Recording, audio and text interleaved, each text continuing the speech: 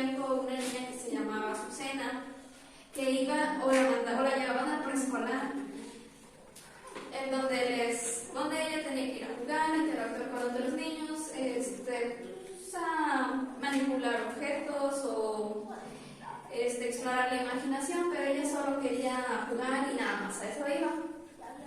Así fue pasando el tiempo y cuando estuvo en tercero de primaria, hicieron una actividad con una maestra. La maestra les dijo, o les dejó de tarea, que para el siguiente día llevaran un cuento cada alumno.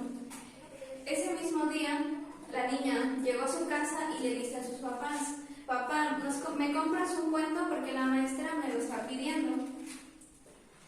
Los papás le compraron un cuento porque en casa no tenían ningún cuento. Entonces, al siguiente día llegó su cuento nuevo y la maestra dijo que tenían que pasar por número de lista. Ella era la número 4, entonces el primero empezó a agarrar su cuento y lo empezó a narrar, a leer, lo agarró de esta manera y como si estuviera leyendo lo empezó a hojear. Cuando iba en el tercero, la niña se dio cuenta de que todos estaban leyendo muy bien y ella no sabía leer. Cuando le tocó su turno, ella agarró el cuento y se empezó a cuestionar y dijo, ¿qué voy a decir si yo no sé leer? Todos están leyendo perfectamente y yo no sé, ni siquiera vi el tema de mi libro.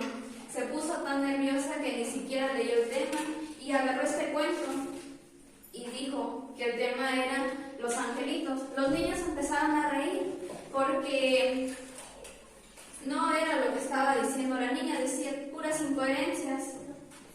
Entonces hubo un silencio y luego empezó a hojear y empezó a decir cosas que no tenían nada que ver con el cuento.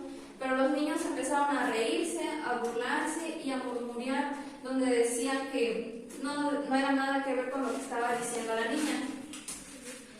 Los niños se sabían el cuento, porque sus papás alguna vez ya le habían leído.